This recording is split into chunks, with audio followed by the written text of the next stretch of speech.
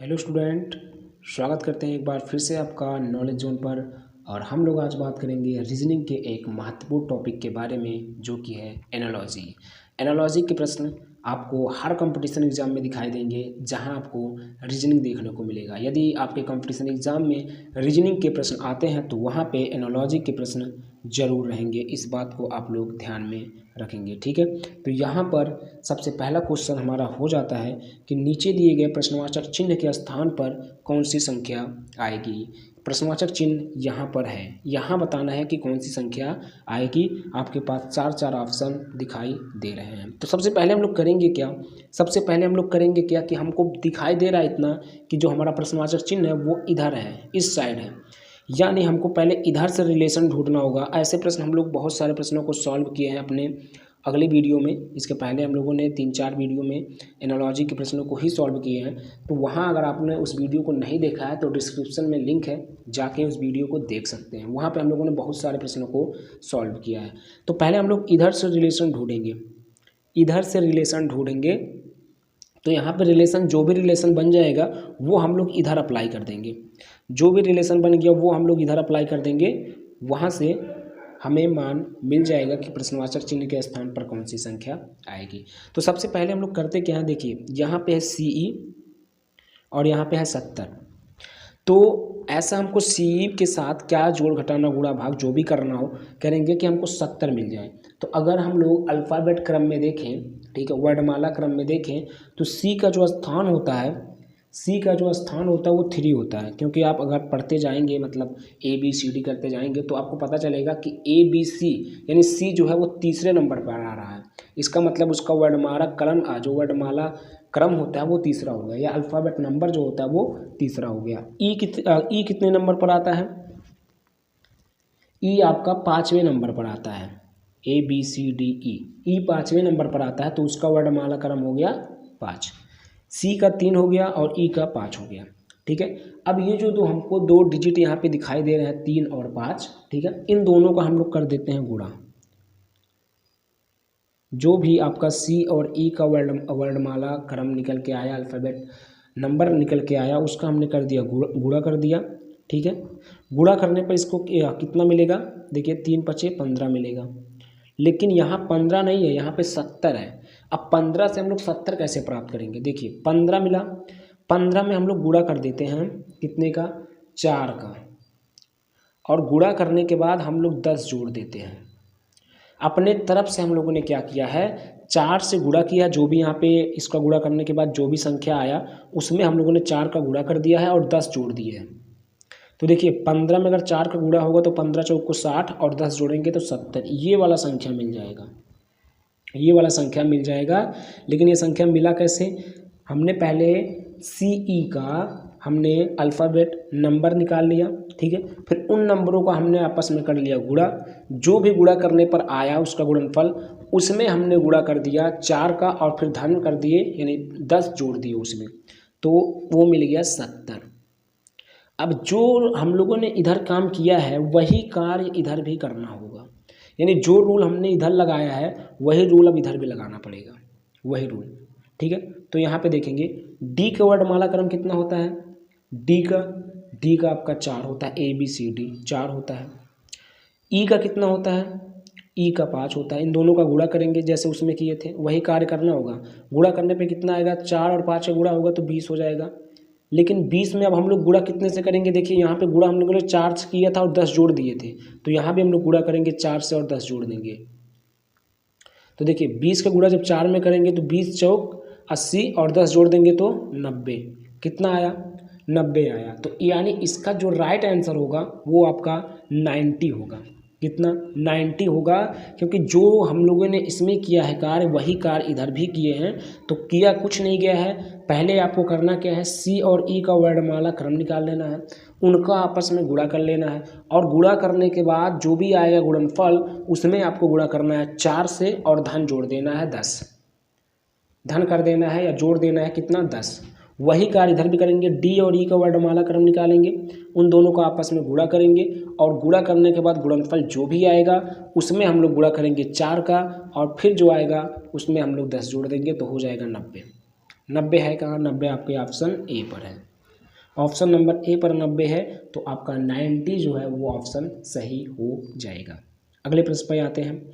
अगले प्रश्न पर आते हैं, ये है अगला प्रश्न। नीचे दिए गए प्रश्नवाचक चिन्ह के स्थान पर कौन सी संख्या आएगी? आप लोग ये ऊपर वाला हेडलाइन पे विशेष ध्यान नहीं देंगे, ठीक है, क्योंकि ये हर जगह वही लिखा हुआ है, ठीक है, तो इस पे विशेष ध्यान नहीं देना, केवल प्रश्नवाचक चिन्ह देखना। प्रश्नवाचक चिन्ह यहाँ पर है, ठीक है, यानी इसके स्थान पर कौन सी संख्या आएगी। अब देखा जाए तो 292 का जो संबंध है वो 146 से है। 292 का संबंध जो है वो 146 से है, तो 582 का संबंध किससे होगा ये हमको बताना है। 192 का संबंध जो है वो 292 का जो संबंध वो 146 से है, तो 582 का संबंध किससे होगा ये बताना है। तो अभी हम लोग क्या नियम इसमें ढूंढेंगे, ये देखिए, यहाँ है 292 और यहाँ पे है 146। 292 और 146 में देखा जाए ना तो 292 का आधा होता है 146।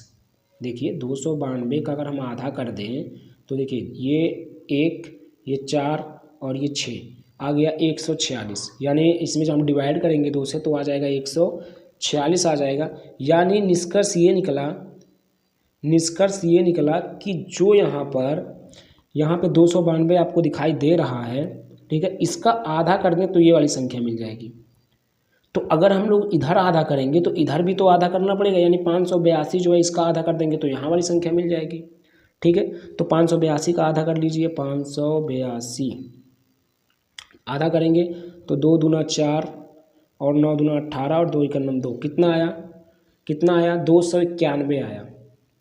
291 आपका आया, तो 291 है कहाँ? आपको ऑप्शन नंबर सी पर दिखाई देगा, तो ये वाला ऑप्शन आपका सही हो जाएगा। ऑप्शन नंबर सी, आपका ऑप्शन नंबर सी यहाँ से सही हो जाएगा। नेक्स्ट अगले प्रश्न पे चलेंगे। यहाँ पे है सेम वही लिखा हुआ है, तो इसको पढ़ने का कोई मकसद है नहीं फिलहाल। नीचे दिए गए प्रश्नवाचक चिन्ह के स्थान पर कौन सी संख्या आएगी, वो तो ठीक है, वही लिखा रहेगा हर जगह, क्योंकि है एक ही एनालॉजी से ही प्रश्न है, तो ये आपका बदलने वाला नहीं है, ठीक है। आपको केवल प्रश्नवाचक चिन्ह देखना है। अब यहाँ पे देखेंगे ना तो यहाँ पे बटे में है। अब यहाँ पे लड़के कंफ्यूज हो जाते हैं, स्टूडेंट कंफ्यूज हो जाते हैं कि बटे में है तो हम लोग करें क्या। देखने से ही थोड़ा सा अजीब सा लगता है, तो लेकिन अजीब सा होता कुछ भी नहीं है, नियम वैसे ही कार्य करता है। देखिए यहाँ पे 2/3 का जो रिलेशन है वो 19/29 से है, यानी 2/3 के साथ हम लोग क्या करेंगे, क्या गुणा भाग करेंगे कि हमको 19/29 मिल जाए। जो भी गुणा भाग जोड़ घटाना जो भी करेंगे वही हम लोग करेंगे 8/7 के साथ, और फिर यहाँ वाली संख्या मिल जाएगी, ठीक है। यानी जैसा नियम हमको इधर करना होगा कार्य, वही इधर भी करना होगा, तभी ये सही माना जाएगा, अन्यथा सही नहीं माना जाएगा। तो हम लोग करते क्या है, हम लोग देखते हैं पहले 2/3 है और इसका रिलेशन सीधा 19/29 से है, तो हम लोग 2/3 में क्या करें। देखिए पहले 2/3 हम लोग यहाँ पे लिख लेते हैं 2/3। अब अगर हम देखें यहाँ पर तो 2/3 और इधर है 19/29। अब देखें यहाँ पे अगर अंश का देखा जाए तो अंश में है आपका 2 और हर में है 3। उसके बाद अगर इसका रिजल्ट वाला देखा जाए, यानी 19/29 को देखा जाए तो इसके अंश में है 19 और हर में है 29। देखने से क्या लग रहा है, ये आपको बहुत छोटी संख्या दिखाई दे रही है, और जो इधर है वो बड़ी, उससे बड़ी संख्या है। यहाँ भी उससे छोटी संख्या और यहाँ वाली उससे बड़ी संख्या है। तो अब करेंगे क्या, देखिए जब भी यहाँ पे छोटी संख्या मिल जाती है और जो उसका रिजल्ट में आता है या जिसके उससे संबंध होता है वो बड़ी संख्या रहती है, तो वहाँ पे हम लोग करते हैं उसका या तो स्क्वायर करेंगे या तो क्यूब करेंगे, नहीं तो हम लोग उसमें गुणा करते हैं किसी संख्याओं का, वहाँ तक जाने में, उसके करीब जाने में। हमने आपको बताया था पहले भी कि अगर ये वाली संख्या आपको छोटी दिखाई दे और उसके बाद वाली संख्या आपको बड़ी दिखाई दे, तो वहाँ पर या तो आपको स्क्वायर करना होगा, नहीं तो आपको गुणा करना होगा किसी संख्या से, ठीक है, किसी संख्या से आपको गुणा करना होगा। तो यहाँ पे देखिए, अगर बाय द वे अगर हम यहाँ पे 2 है, ठीक है, यहाँ पे 2 है और 2 को हमने स्क्वायर कर दिया, तो 2 का स्क्वायर करेंगे कितना आएगा, 4 आएगा। तो 4 भी तो इससे बहुत छोटा है। अगर हम इसका क्यूब भी कर देते हैं तो भी कितना हो जाएगा, 8 हो जाएगा। 8 भी तो इससे बहुत छोटा है। तो अब हम लोग करते हैं क्या है, स्क्वायर क्यूब करने पे तो आ नहीं रहा है, बहुत छोटा अंक ही प्राप्त हो रहा है। तो अब हम लोग करेंगे क्या ना कि इसके गुणा करेंगे इसके अंश में। देखिए यहाँ पे 2 है और यहाँ पे 19 है, 2 से 19 कैसे प्राप्त करेंगे, गुणा करके। कितने से गुणा करते हैं? देखिए अगर हम लोग इसके अंश में 10 का गुणा कर दें, कितने का? 10 का गुणा कर दें तो हो कितना जाएगा? 10 दूना 20 हो जाएगा, या 2 दाहियम 20 हो जाएगा। लेकिन यहाँ पे है कितना? 19। 20 हो गया, एक ज़्यादा हो गया तो एक घटा भी देते हैं। अपने तरफ से क्या किए हैं यहाँ पे? अपने तरफ से केवल 10 का गुणा करके और एक घटाए हैं। नीचे भी कार्य करेगा यही नियम, अगर कार्य करेगा तो वही हम लोग कार्य कराएंगे इधर, वही कार्य कराएंगे। तो इसमें भी हम लोग 10 का गुणा करेंगे और एक घटाएंगे, क्योंकि वही नियम कार्य करना चाहिए। तो यहाँ हो जाएगा 3 दाहियम 30 और एक घटा देंगे तो 29, यानी यहाँ पे कार्य कर रहा है, नियम कार्य कर रहा है। हमने किया क्या है? अपनी तरफ से क्या गुणा, क्या घटाना, क्या जोड़, क्या भाग, क्या किए हैं? देखिए अपने तरफ से हमने कुछ भी नहीं किया है, केवल 10 का गुणा करके और एक घटाए हैं। 10 का गुणा करके एक घटाए हैं, अंश और हर दोनों में से। तो हमको ये वाली संख्या मिल जा रही है, ये वाला भिन्न मिल जा रहा है। तो अब हम लोग यही नियम, यही कार्य इधर भी करेंगे, इधर भी करेंगे। क्या किए हैं? 10 का गुणा करके एक घटाए हैं, अंश और हर दोनों में से 10 का गुणा करके एक घटाए हैं, तो ये वाली संख्या मिल जा रही है, या ये वाला भिन्न मिल जा रहा है। तो अब वही कार्य करेंगे इधर। तो इधर है आपका 8/7। गुणा कितने से करना है? गुणा करना है आपको 10 से और एक घटाना है। गुणा करना है 10 से और एक घटाना है। तो देखिए 8 का गुणा 10 में करेंगे, 8 दाहियम 80, और 80 में से एक घटा देंगे तो आपका आ जाएगा 79, ठीक है, 79।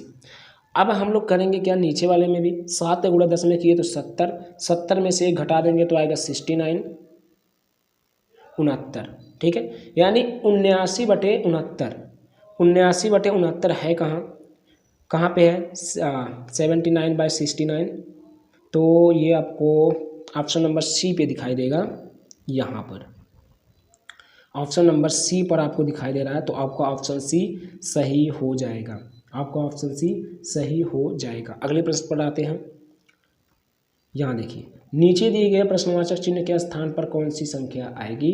ये तो सब जगह वही है, यहाँ पे है प्रश्नवाचक चिन्ह, ठीक है। तो यहाँ देखिए, यहाँ पे आपको 4 डिजिट में संख्या दिखाई दे रही है, जिसका संबंध है 45 का स्क्वायर से।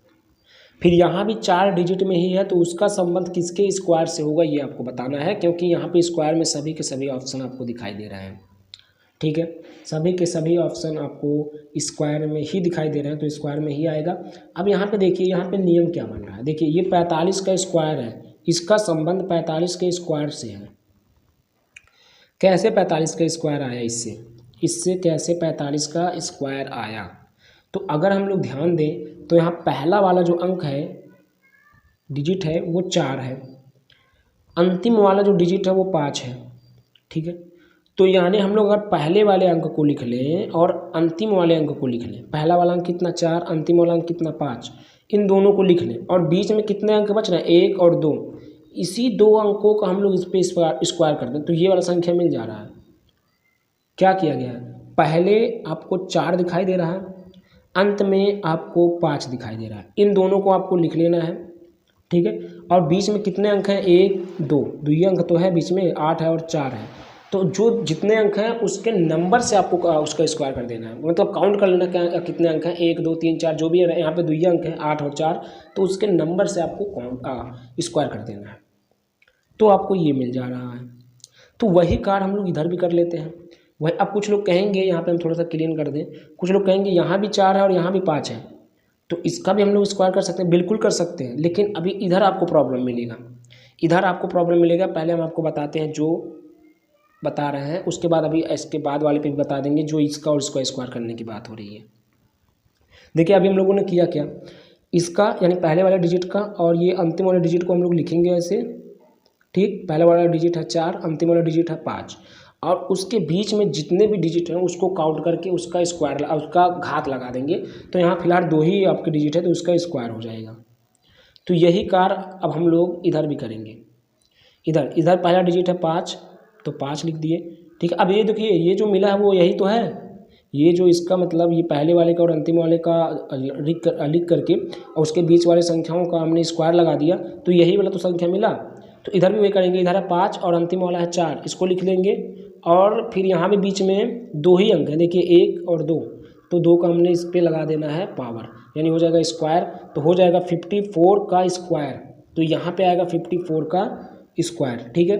54 का स्क्वायर आएगा तो 54 है कहाँ, ऑप्शन नंबर सी पर। ये वाला ऑप्शन आपका सही हो जाएगा। अब देखिए यहाँ पर अगर आप लोग ऐसा सोच रहे हैं कि इसको लिखेंगे और इसको, ये भी तो 45 बन रहा है, तो चलिए तीसरा और चौथे अंक को लिख लें, तो ये भी 45 है। और हमको पावर में लगा देना इधर जितने अंक बच रहे हैं 1 2, अगर इन दोनों को लगाएंगे तो इधर वाला तो मिल जा रहा है, कोई दिक्कत नहीं है। बट अगर इधर आप आएंगे तो इधर आपका बनेगा, इधर तीसरे और चौथे के लिए थे ना, तो इधर भी तीसरे चौथे को लेना है, एक ये दोनों, ये हो जाएगा 64, ठीक है। और बच कितने रहे अंक, 1 और 2, इधर लगा दीजिए। अब आपको ऑप्शन में क्या ये दिखाई दे रहा है, अगर ऑप्शन में ये होता तो बिल्कुल सही हो जाता, लेकिन ऑप्शन में ये है ही नहीं, तो इस वाले नियम पे हम लोग नहीं लगाएंगे किस पे, पहले और अंतिम वाले पर, जैसे अभी इसके पहले बताया है, ठीक है। तो ये वाला नियम बिल्कुल भी नहीं लगाएंगे, ठीक है। तो इसलिए आपका जो ऑप्शन सही हुआ है वो हुआ है ये, ठीक है। अगले प्रश्न पर आते हैं। अगर वीडियो पसंद आ रहा है तो आपको शेयर सब्सक्राइब जरूर कर लेना है। चलिए अगले वीडियो पे, अगले प्रश्न पे चलते हैं। ये है, नीचे दिए गए प्रश्नवाचक चिन्ह के स्थान पर कौन सी संख्या आएगी। अब यहाँ पे देखेंगे, यहाँ पे है आपका 12 का रिलेशन सीधे आपका है 72 से। 12 का रिलेशन किससे है, 12 का रिलेशन आपका 72 से है। तो 8 का रिलेशन किससे होगा ये आपको बताना है, 8 का रिलेशन किससे होगा ये आपको बताना है। तो देखिए यहाँ पर 12 से 72 कैसे हुआ, 12 से 72 कैसे हुआ, क्योंकि 12 तो छोटा अंक है, ठीक है, और ये बड़ा अंक है। और हमने आपको बताया हुआ है कभी भी अगर ये वाला छोटा मिले और ये वाला बड़ा मिले तो वहाँ पे दो ही नियम कार्य करते हैं, या तो आपको उसमें किसी संख्या का गुणा करना होगा, या तो उसका स्क्वायर, क्यूब, 4 घात, 5 घात जो भी हो वो करना होगा। दो ही होते हैं नियम अक्सर अधिकांश क्वेश्चनों में, ठीक है। तो यहाँ पे 12 है तो 12 का हम लोग करते हैं स्क्वायर, क्योंकि ये इससे छोटा है, ये जो है वो इससे छोटा है, ठीक है। तो 12 का स्क्वायर करते हैं, तो 12 का स्क्वायर होगा कितना, 12 का स्क्वायर होता कितना है, 144 होता है, 144 होता है। अब 144 यहाँ पे आ गया, बट ये देखेंगे ना, जैसे हमने इसका स्क्वायर किया तो उसका मान आया 144। अब 144 जो है वो आपका 72 से बड़ा है, यहाँ पे 72 ही था ना, यहाँ पे आ गया 144, बहुत बड़ा संख्या आ गई। अगर आप लोग ध्यान से देखेंगे तो 144 जो होता है वो आपका 72 का दोगुना होता है।